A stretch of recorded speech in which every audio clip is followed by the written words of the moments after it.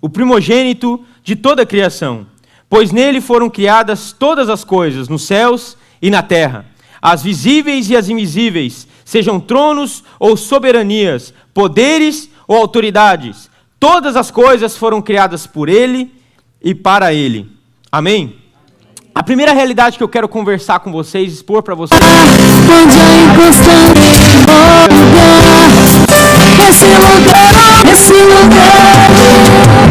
O nosso Deus é o Criador dos céus e da terra, é o Criador dos mares, das montanhas, dos animais, do ser humano. Deus tem o poder, irmãos. Deus, ele foi o princípio, como o nosso texto diz aqui, no verso 16, diz que todas as coisas foram criadas...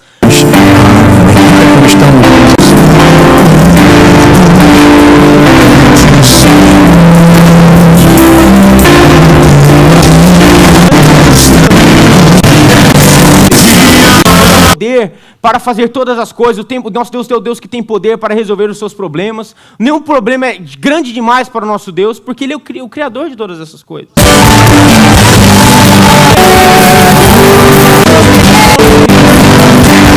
Podemos imaginar. Quando o texto diz todas as coisas, você já parou para pensar o que seria essa todas as coisas? O que está fora de todas as coisas? Absolutamente nada está fora de todas as coisas. E muitas vezes as notícias chegam, os acontecimentos chegam, e nós achamos que o acontecimento que chegou está fora de todas as coisas. Eu acho muito interessante essa próxima imagem, que eu vou mostrar para vocês aqui agora. Essa é uma imagem da nossa galáxia. Quantos aqui já pararam para assistir ou um canal de história, ou algum canal de ciência? Eu acho muito interessante que a ciência muitas vezes comprova a existência de Deus e os próprios cientistas não acreditam nisso. Olhe, por favor, essas pequenas luzes, um pouco maiores que as outras. Todas essas luzes são galáxias. Cada galáxia dessa tem milhões e milhões e bilhões de planetas como o nosso. Você já parou para pensar quão pequeno é o seu problema? Quão pequeno são as doenças que têm atingido a nossa sociedade? E quão grande é o nosso Deus? Se a palavra de Deus está dizendo que Ele criou todas essas coisas, que todas essas coisas foram criadas por Ele e para Ele, que Ele estava no princípio, Ele vai estar no fim, nós temos que entender uma coisa: o nosso Deus é o Deus poderoso. Não existe problema tão grande quanto o nosso Deus. Não existe, meu irmão. E se nós formos parar para pensar e meditar nessa realidade e tomar isso como verdade, a nossa vida, meu irmão, se torna muito mais fácil. Menos complicada de se viver. E muito mais agradável de se viver. Hoje, Pastor Messias, igreja, existe uma grande doença na sociedade que se chama depressão. Eu conheço a depressão de perto, eu já passei por alguns casos de depressão na minha família, na minha casa. E eu vou te falar uma coisa: o diabo tem destruído vidas com a realidade da depressão. Você vê uma pessoa hoje acometida de câncer, ela faz um tratamento, o Senhor vai e cura, muitos morrem, outros são curados, mas em pouco tempo, em algum tempo, essa pessoa pode vir a ser curada. Eu conheço pessoas que passam 50, 60 anos com depressão. Famílias que estão se destabilizando, ministérios, pastores que estão entregando o ministério por conta de uma depressão. E o diabo tem atingido casas, famílias, vidas, ministérios, por conta de uma doença que é travada na sua mente. Muita gente conhece o livro da Joyce Meyer, a pastora Joyce Meyer, que é o campo de batalha da mente. O diabo tem batido pesado nessa geração. Eu tenho comentado com os jovens nas nossas reuniões que a nossa geração não vai ter geração mais atingida que a geração de hoje. O diabo tem batido pesado, você vê gente, jovens viciados em pornografia, viciados em drogas, viciados em sexo ilícito. Nós não conhecemos a realidade do nosso Deus soberano. Às vezes o problema, às vezes a notícia do câncer chega, o seu doutor fala, é câncer. E você se esquece que o Deus que criou isso tudo é o Deus que criou você também. Deixa eu te falar uma coisa: quantos conhecem aquela passagem, todo joelho se dobrará e toda língua confessará? Eu quero te dizer uma coisa hoje: câncer tem joelho, câncer ter língua. E ele vai se dobrar, e ele vai confessar que o nosso Deus é o Criador dos céus e da terra, e Ele não tem poder sobre a sua vida, a depressão não tem poder na sua casa, porque o nosso Deus, o Criador da sua vida, tem poder sobre a sua casa.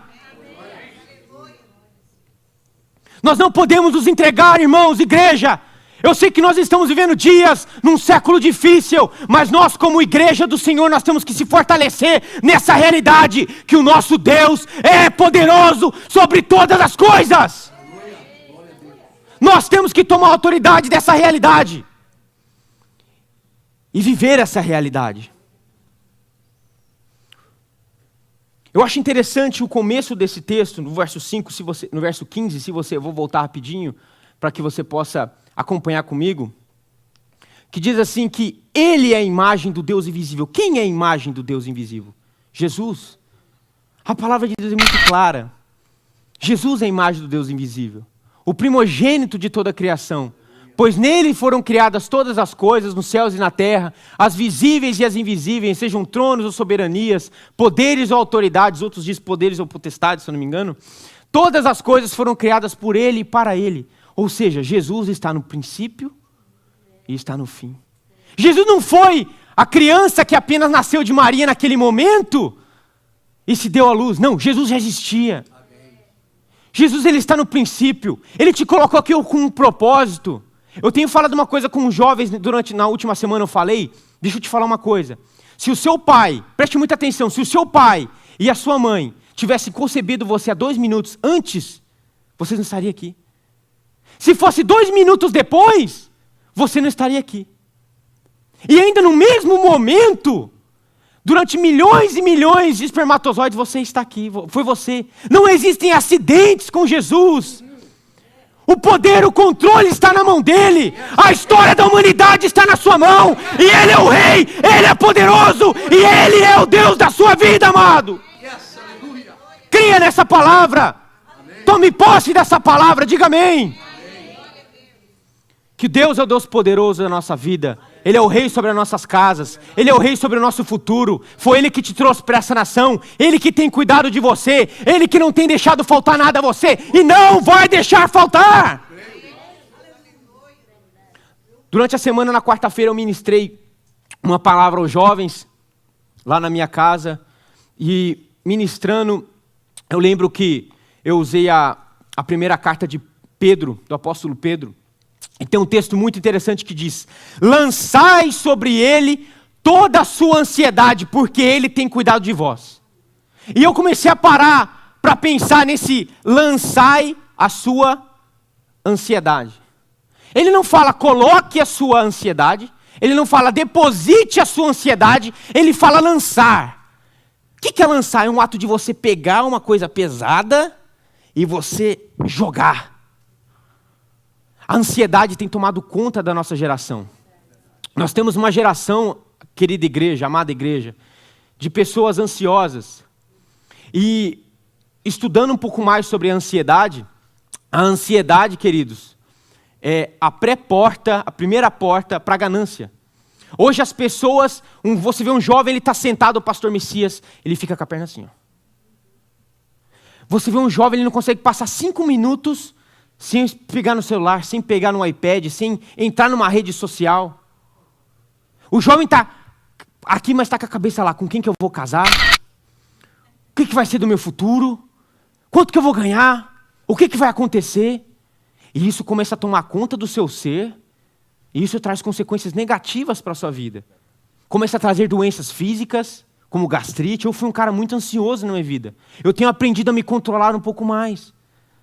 Às vezes eu jogava futebol no Brasil, o jogo era na quarta-feira, chegava no sábado, eu já estava delirando, eu já estava pensando como é que ia ser, eu não conseguia dormir. Tinha semana de prova, eu não conseguia dormir, então isso que acabou me dando uma gastrite, consequentemente uma úlcera. Por eu ser um cara muito ansioso. Consequências físicas, consequências psicológicas. Hoje você vai dar uma notícia para um jovem, ele faz um pesadelo por causa da notícia. Vou te falar, lembra que a gente combinou de ir naquela lanchonete? A gente não vai, a gente vai na outra. Não, mas a gente tinha marcado para aquela. E começa a brigar e tal. Ansiedade, consequências psicológicas. E a ansiedade tem tomado conta e nós temos criado uma geração gananciosa, que não sabe esperar pelas coisas que Deus planejou para a vida dele. Só se preocupa com o seu eu, com o seu umbigo, com o que quer, não se preocupa com as coisas que Deus tem para eles. O mal dessa geração. E quando o apóstolo Pedro, ele é muito feliz e fala em lançai a sua ansiedade, ele está falando que você tem que pegar com toda a sua força e entregar em Jesus. Aqui está a minha ansiedade! Porque Ele tem cuidado de vós. Ele tem cuidado de você, Ele tem cuidado de mim. Ele tem cuidado de nós e vai continuar cuidando. Tome posse dessa palavra. Nós falamos muito de reino, tem muita gente falando de reino, pregando sobre o reino de Deus, e trazem mensagens. Nós acabamos de ler que esse reino tem um rei, não existe reino sem rei, não é verdade? E esse rei é o nosso Deus. Todas as coisas foram criadas por Ele, Ele criou as coisas, Ele é o poderoso, Ele é o homem que está sentado no trono com o poder sobre as mãos. Mas todo reinado também tem um príncipe. E quem é o príncipe desse reinado? Abra sua Bíblia comigo em Isaías, um texto muito conhecido, Isaías capítulo 9.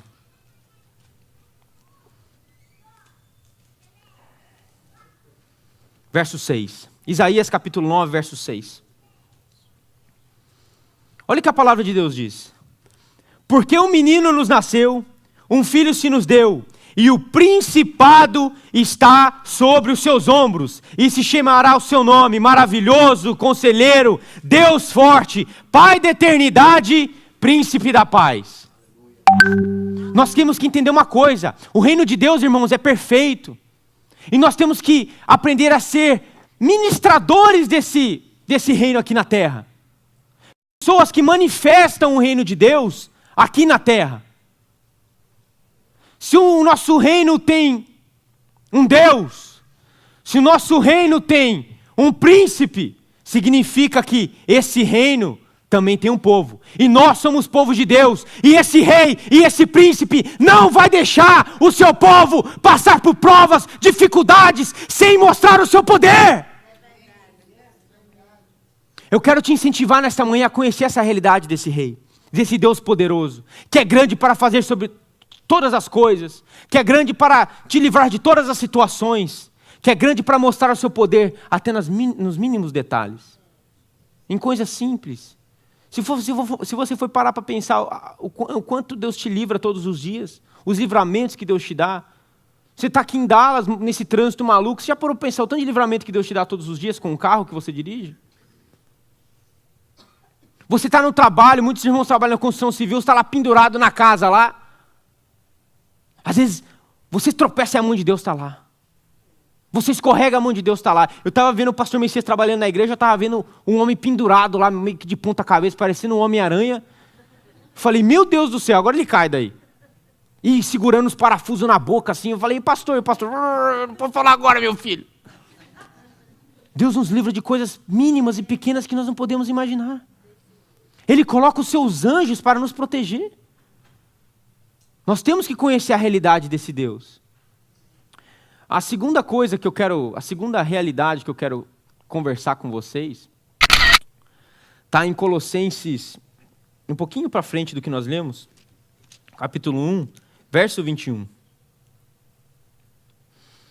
Diz assim, acompanhe comigo aqui.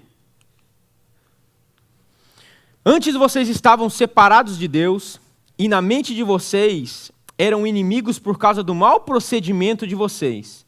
Mas agora Ele os reconciliou pelo corpo físico de Cristo, mediante a morte, para apresentá-los diante dele, Deus, santos, inculpáveis e livres de qualquer acusação.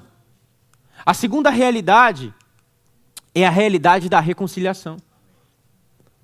Entenda uma coisa, não era para eu e você estar aqui hoje. Nós estamos aqui por causa de uma coisa chamada reconciliação.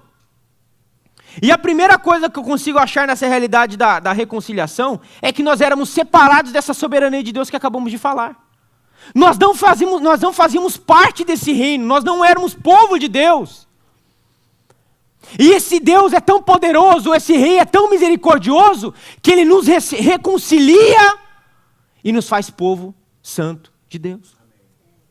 Nos faz povo desse reinado. Por meio do quê? Do sacrifício de Jesus Cristo na cruz do Calvário. Aí você começa a imaginar a importância do milagre do nascimento de Jesus. Muitas pessoas começam a pergunta que mais fazem, eu comentei isso com os jovens também hoje, se eu vou conversar com uma pessoa, um ateu, ou com uma pessoa que duvida muito do poder de Deus, ela sempre me pergunta assim, ou deve perguntar para vocês, se Deus está no controle de todas as coisas, se Deus é poderoso, se Deus é o Criador, e se Ele é bom, Ele só faz coisas boas, por que acontecem coisas ruins? Por que crianças são acometidas de câncer? É o que me fazem a pergunta. Por que gente inocente morre? Por que existem pessoas passando fome na África? Se Deus é bom, Ele está no poder, no controle de todas as coisas, por que acontece isso? E eu comecei a parar nessa... Porque na época as pessoas vinham me perguntar, eu falava, mas Deus é bom, Deus é poderoso. E eu comecei a parar para refletir. E a Constituição, a maneira que a lei é feita aqui nos Estados Unidos, explica muito a grandeza de Deus. Vocês sabem por quê? Vocês sabem quem é a autoridade máxima no condado que nós estamos? Vocês têm noção? Vocês já estudaram a lei aqui dos Estados Unidos? A autoridade máxima desse condado é o xerife. Ele é o representante da lei aqui no condado. O sistema jurídico dos Estados Unidos está baseado em leis federais, leis estaduais e leis do condado. E a autoridade máxima desse condado não é o Donald Trump. Eu tenho uma notícia para te dar. É o xerife. Eu quero contar uma história para vocês que vai exemplificar e vai te explicar melhor o poder de Deus e o poder de um xerife. Há muitos anos atrás, um dos xerifes desse condado estava passeando com a sua família. Muitos anos atrás. Um domingo à tarde, muito calor, foi tomar sorvete com a sua família. E ali ele parou na sorveteria, e era numa beira de uma estrada, eu acho, não sei qual rodovia dessas que é aqui em Dallas, e ele viu um caminhão parado, e com a experiência dele, ele viu que esse caminhão estava com sobrepeso. E ele desceu, ele não estava trabalhando, mas ele continua sendo a autoridade daquele lugar. Ele desceu do carro, deixou a família lá, e foi falar com o motorista do caminhão que estava em descanso. Bateu na porta lá. Com licença, você é o piloto condutor desse ônibus, desse caminhão? Sim, sou eu. O seu caminhão está sobre peso. Não está no peso devido para andar na rodovia. Ele falou, como que você sabe disso? Porque eu tenho 30 anos que eu trabalho como xerife e eu sei que esse caminhão está sobre peso. Vou te direcionar até a balança. E o cara começou a tentar enrolar o xerife e tal, aí acabou indo. Chegou lá na balança, o peso máximo para andar naquela estrada que ele estava era 80 toneladas. O caminhão estava com 300 toneladas. O xerife olhou para o rapaz e ele falou assim, daqui esse caminhão não sai. Só que o xerife não sabia que esse caminhão estava transportando coisas da CIA e da NASA, de Houston, para DC. E ele falou, não, mas eu tenho cartas do diretor da NASA, diretor da CIA e cartas executivas do presidente dos Estados Unidos que eu posso passar em qualquer barreira. Na barreira desse condado você não vai passar. Porque na lei desse condado, na estrada que você está, você tem que andar no máximo com 80 toneladas. Ah, mas não vamos ver, eu vou ligar, não sei o quê. Ligou, fez tudo o que tinha para fazer, esperneou. Você sabe quanto tempo aquele caminhão ficou parado lá? 19 meses. 19 meses. O xerife provou para aquele cara que a autoridade nesse condado é dele. Ele é o representante máximo da lei. Pode vir o presidente falar, se confrontar a lei do condado, não passa. Então o que eu tenho para falar hoje para vocês é o seguinte. O nosso Deus não é o Criador dos céus e da terra? A lei não está sobre as suas mãos? Como aqui no condado as pessoas não quebram a lei, não matam, não estouram o speed limit, algumas vezes eu faço isso também. Não podemos ser hipócritas. Às vezes você está atrasado, você vai lá. Você não está quebrando a lei? Muitas vezes quebram a lei. Mas quer dizer que o xerife não está sob o controle da lei? É a mesma coisa com Deus. Não é porque a lei de Deus não é obedecida na terra que ele não está sob o controle. É a mesma coisa. E nós paramos para analisar o milagre de Jesus, o poder da soberania de Deus e o maior presente que o ser humano recebeu, que foi a reconciliação através da cruz, o milagre do nascimento de Jesus. Por que foi necessário nascer de uma mulher virgem? Eu vou explicar para vocês por que foi necessário. Quando Adão peca lá atrás, ele como homem corrompe o seu corpo, o seu DNA é corrompido. Todos nós, homens,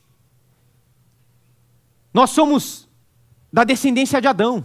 Se Adão foi o primeiro homem, todos os homens, consequentemente, vêm da descendência de Adão. Significa que todos os DNAs da face da terra estão corrompidos do quê? Pecado. Isso é um DNA. Quando nós traçamos a linhagem de alguém, nós traçamos pelo pai, porque o DNA, a base do DNA é feita pelo pai, não pela mãe. Então significa que Adão, quando ele peca, Eva pecou primeiro, mas o problema está em Adão porque o DNA é traçado nele. E quando ele peca, ele corrompe o seu DNA, ele está corrompendo toda a humanidade, porque ele foi o primeiro homem. E olha a importância do milagre da Virgem Maria. Olha a importância que Deus fez através de Maria. Olha a importância. Que quando Jesus nasce de uma mulher que é virgem e não tem cadeia de DNA de um homem aqui da terra corrompido, o seu DNA está limpo, imaculado. Essa é a importância desse milagre. É o primeiro grande milagre da humanidade. Foi o nascimento de Jesus. Muitas vezes nós não entendemos a importância de nós celebrarmos o nascimento, o Natal. É porque, por causa desse milagre, você e eu estamos aqui. Nós fazemos parte desse reino, nós fazemos parte desse governo, e Ele é o nosso Deus. E nós podemos confiar nele. Você já parou para pensar? Se Deus não tivesse tomado essa atitude de entregar o seu filho para limpar os DNAs de toda essa terra, sabe por quê? Porque quando nós aceitamos Jesus, nós morremos, o que a palavra de Deus fala? O velho homem morre e nasce um outro em Jesus. Sabe o que significa? Que por causa do sacrifício de Jesus na cruz, eu passo,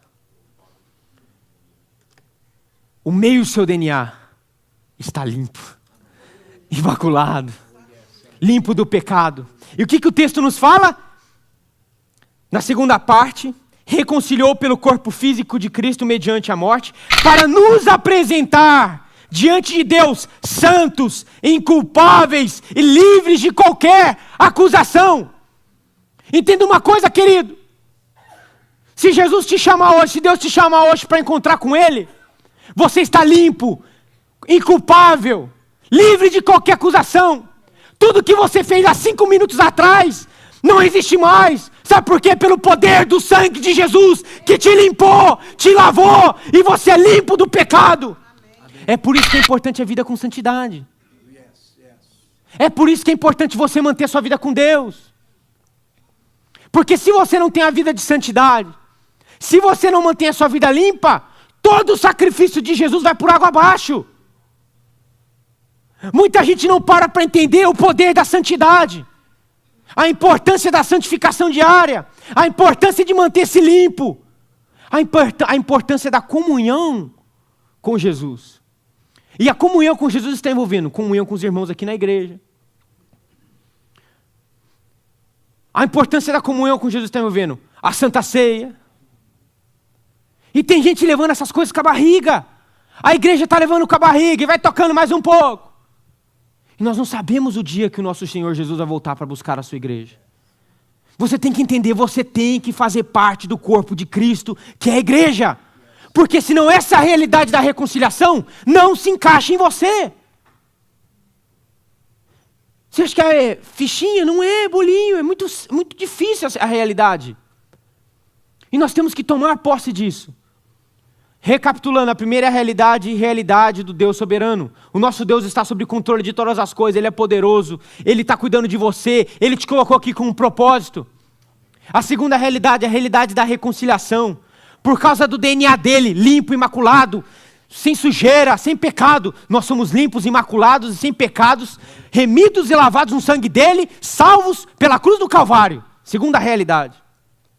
E a terceira realidade está em Colossenses, um pouquinho para frente, capítulo 2.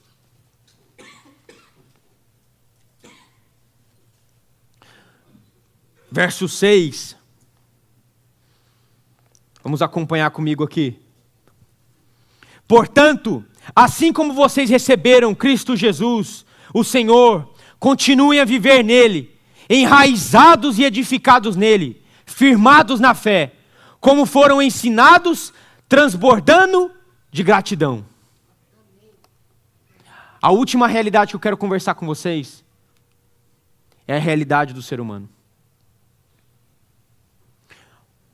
O apóstolo Paulo é muito claro quando ele fala: portanto, assim como vocês receberam a Cristo Jesus, realidade da reconciliação, continuem a viver nele, a importância da comunhão que nós comentamos, enraizados e edificados nele, firmados na fé como foram ensinados, transbordando de gratidão. Entenda uma coisa, quando ele fala a importância de nós vivermos em Jesus, ele está falando que todos os nossos atos, porque nós somos de Jesus, vão ser avaliados como os atos de Jesus. Então, quando nós fomos ser julgados por Deus, Ele vai nos comparar com quem? Comece a imaginar os seus atos, o que você tem feito no seu dia a dia. Será que Jesus ia fazer? Será que Jesus ia tomar os mesmos caminhos que você toma? Será que Jesus, o nosso Salvador, que se fez carne com o propósito não somente de morrer na cruz, peraí, não estou diminuindo a cruz, mas eu estou falando que tem vários propósitos ele se fazer carne, e um deles é nos deixar uma maneira e um estilo de vida aqui nessa terra, e é por isso que nós temos que viver nele, viver como ele, enraizados nele. Você já parou para pensar o que é enraizados nele? Quantos vieram aqui no culto de virada do ano? Quantos estavam aqui, por favor? Amém. Os que não estiveram, eu vou fazer uma pequena recapitulação. O pastor Winston trouxe uma palavra, depois o pastor Messias trouxe uma palavra. Mas a palavra que o pastor Winston, a nossa amada igreja que está nos recebendo aqui, ele falou sobre as raízes do corpo de Cristo. Ele usou o exemplo de uma sequoia, que tem as raízes bem grandes, certo? Está vendo as raízes de uma árvore? Então, quando o apóstolo Paulo fala de nós sermos enraizados e edificados nele, ele está falando que as nossas raízes, além de ter que ser firmes em Jesus, tem que estar na igreja do Senhor. Sabe por quê? Porque a árvore nós conhecemos pelo quê? Só que por trás de um bom fruto existe uma boa raiz. Não existe bom fruto sem boa raiz. E a pergunta que eu quero fazer hoje para você é: aonde estão as suas raízes? Porque o apóstolo Paulo fala no final do texto, no meio do texto, enraizados e edificados nele. Então a nossa edificação, os nutrientes das nossas raízes, vêm pela igreja do Senhor, pelo poder de Jesus Cristo. Essa é a importância, irmãos. É a realidade que o ser humano tem que viver. Colocar nossas raízes, não no nosso dinheiro, não na nossa mulher, não no nosso esposo, não no nosso poder financeiro, não no nosso trabalho, mas no altar do Senhor, porque desse altar que está o poder dos seus frutos. Como é que a gente pode conhecer um bom fruto se a raiz está no seu dinheiro? O fruto vai ser ganância. Se a sua raiz está no seu trabalho,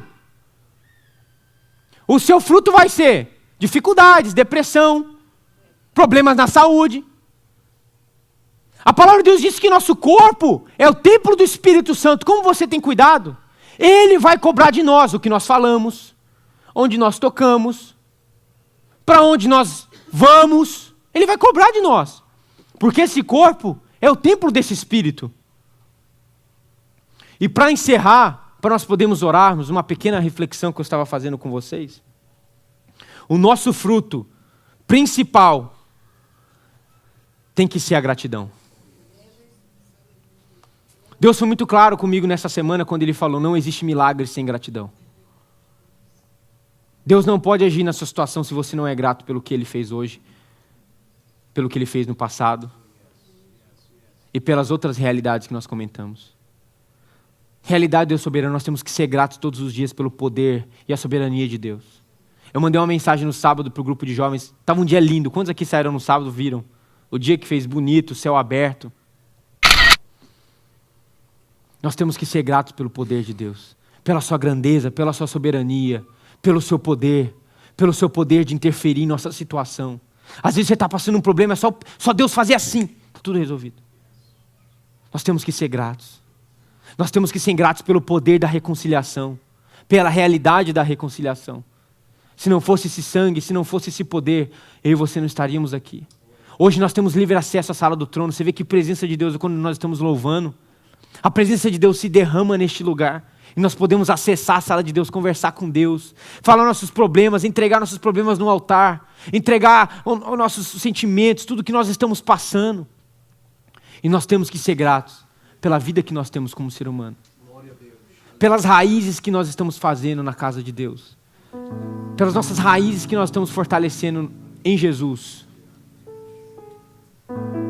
Já foi o tempo, irmãos, onde a palavra que era ministrada na igreja era uma palavra que edificava a igreja. Hoje falsos profetas estão se levantando e estão pregando como o pastor Messias fala o que ele quer pregar, o que a igreja quer ouvir. Então não tem edificação.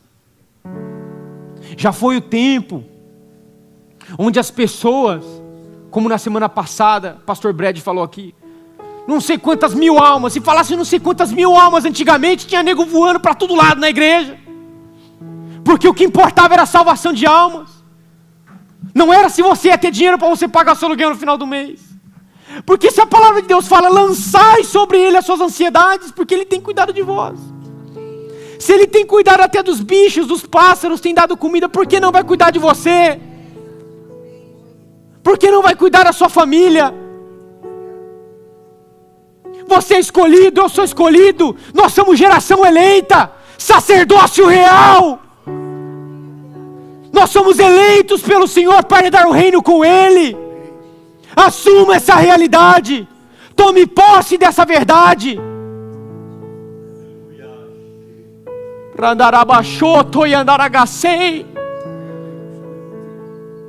O poder de Deus é sobrenatural.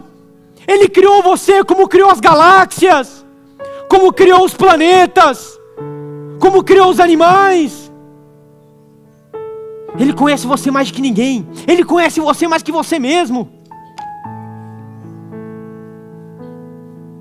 E o Senhor foi muito claro nessa semana e falou, a minha igreja precisa se arrepender dos seus pecados e entender que a realidade é que eu sou o dono de tudo. Eu sou poderoso. O principado está nos meus ombros.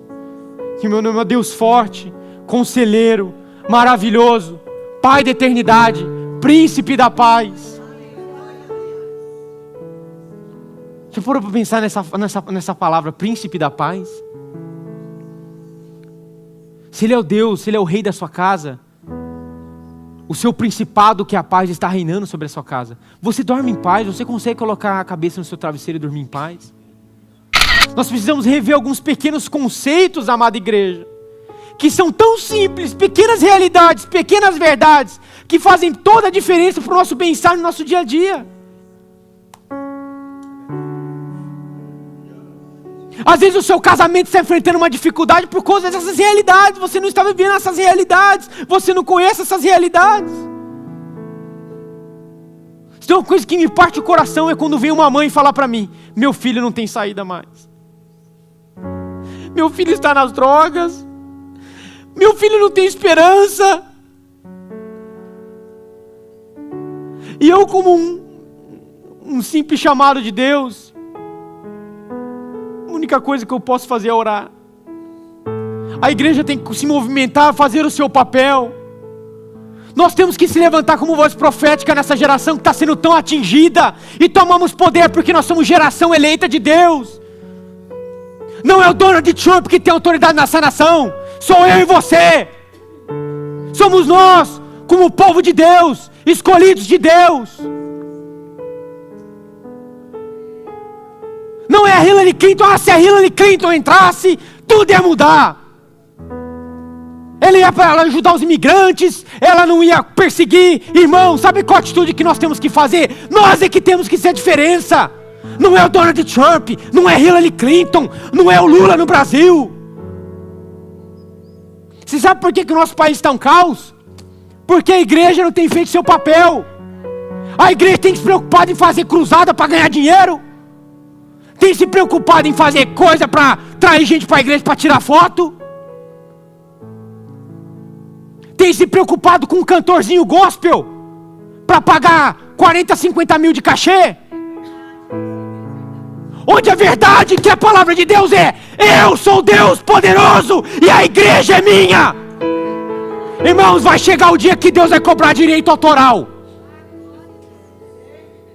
Vai chegar o dia que Deus vai cobrar direito autoral. E a conta, a fatura vai ser grande. Porque o que estão fazendo com a casa de Deus não é brincadeira não. Eu já estou encerrando, eu quero falar mais uma coisa. Quando Jesus entra no templo e vê aquela palhaçada, aquela venda, e o problema não é a venda, o problema é o sentido, é a essência. Porque eles estavam na casa de Deus, eles não estavam ali para adorar, eles não estavam ali para engrandecer o nome de Deus, eles não estavam ali para prestar sacrifícios, eles estavam ali para ganhar dinheiro, por causa de ganância. E essa é a essência.